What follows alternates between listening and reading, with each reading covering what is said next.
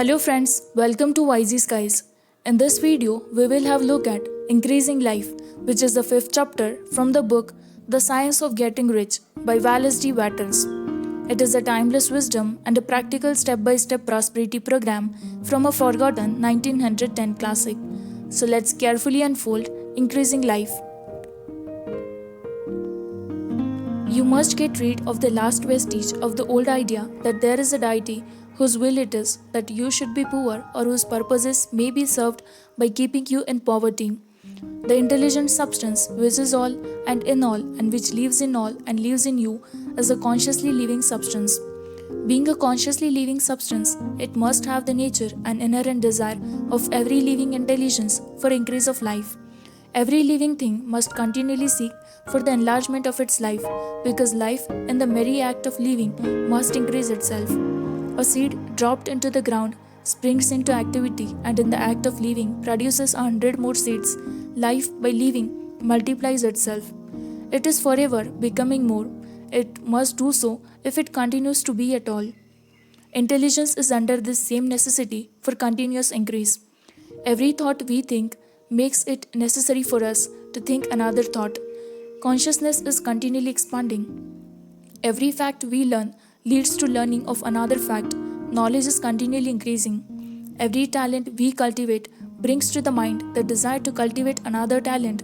We are subject to the urge of life, seeking expression, which ever drives us on to know more, to do more, and to be more. In order to know more, do more, and be more, we must have more. We must have things to use, for we learn and do and become only by using things. We must get rich so that we can live more. The desire for riches is simply the capacity for larger life seeking fulfillment. Every desire is the effort of an unexpressed possibility to come into action. It is power seeking to manifest which causes desire. That which makes you want more money is the same as that which makes the plant grow. It is life seeking fuller expression. The one living substance must be subject to its inherent law of all life. It is permeated with the desire to live more, and that is why it is under the necessity of creating things. The one substance desires to live more in and through you. Therefore, it wants you to have all the things you can use. It is the desire of God that you should get rich.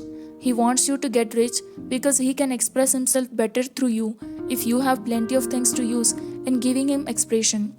He can live more if you have unlimited command on the means of the life. The universe desires you to have everything you want to have. Nature is friendly to your plans. Everything is naturally for you. Make up your mind that this is true. It is essential, however, that your purpose should harmonize with the purpose that is in all. You must want real life, not merry pleasure or sensual gratification. Life is the performance of function, and the individual really lives only when he performs every function, physical, mental, and spiritual, of which he is capable without excess in any. You do not want to get rich in order to live swinishly for the gratification of animal desires. That is not life, but the performance of every physical function is a part of life, and no one lives completely who denies the impulses of the body a normal and healthful expression. You do not want to get rich solely to enjoy mental pleasures, to get knowledge, to gratify ambition, to outshine others, to be famous. All these are a legitimate part of life, but the person who lives for the pleasures of the intellect alone will only have a partial life, and he will never be satisfied with his lot. You do not want to get rich solely for the good of others, to lose yourself for the salvation of mankind, to experience the joys of philanthropy and sacrifice. The joys of the soul are only a part of life, and they are no better or nobler than any other part. You want to get rich in order that you may eat, drink, and be merry when it is time to do these things, in order that you may surround yourself with beautiful things, see distant lands, feed your mind, and develop your intellect, in order that you may love others and do kind things, and be able to play a good part in helping the world to find truth. But remember that extreme altruism is no better and no nobler than extreme selfishness. Both are mistakes.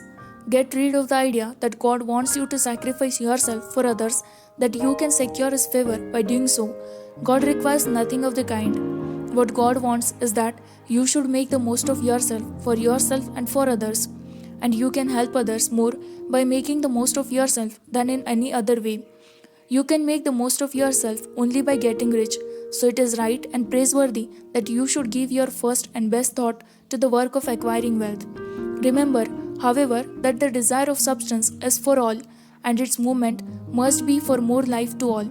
It cannot be made to work for less life to any, because it is equally in all seeking riches and life.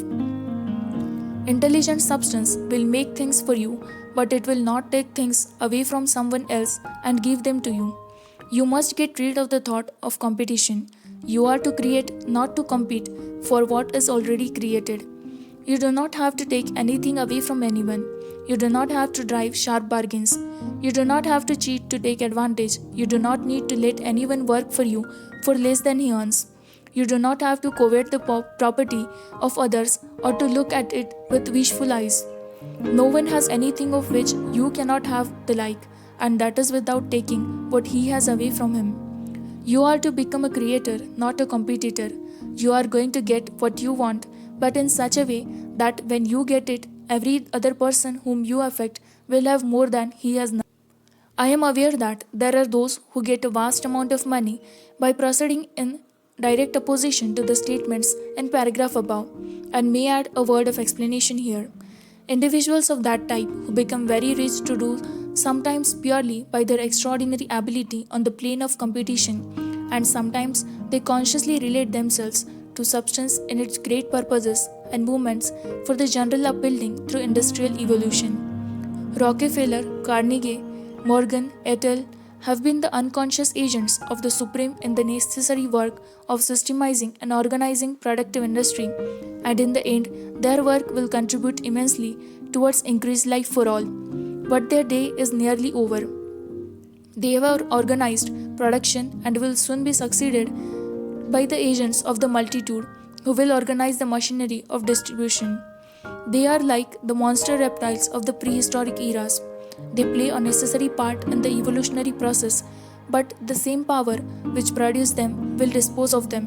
And it is well to bear in mind that they have never been really rich. A record of the private lives of most of this class will show that they have been most abject and wretched.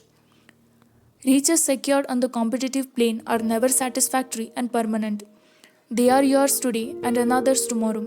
Remember, if you are to become rich in a scientific and certain way, you must rise entirely out of competitive thought.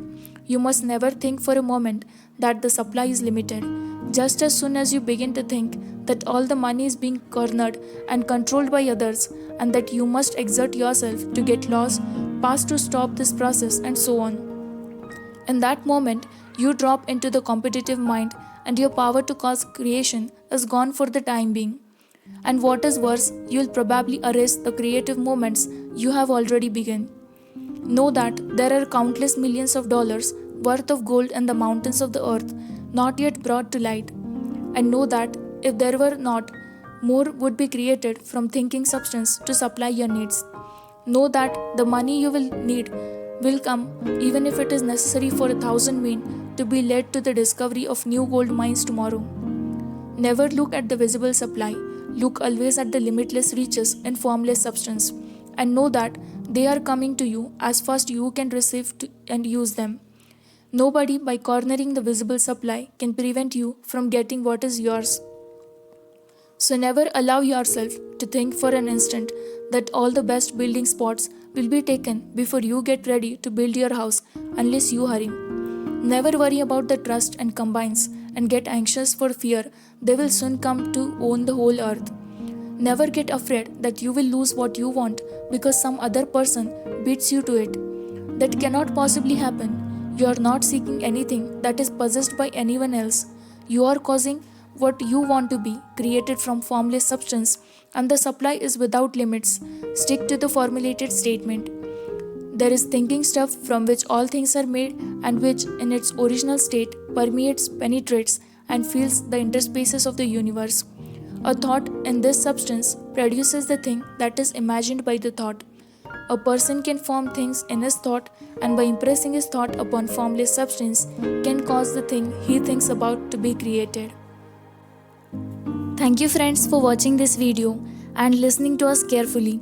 Do subscribe to our channel Wisey Skies as we keep trying to reach out to you every single time we upload video on this channel. We keep bringing more and more informative and motivational stuff to you through our videos to develop your intellect. So do subscribe to our channel Wisey Skies and don't forget to press the bell icon.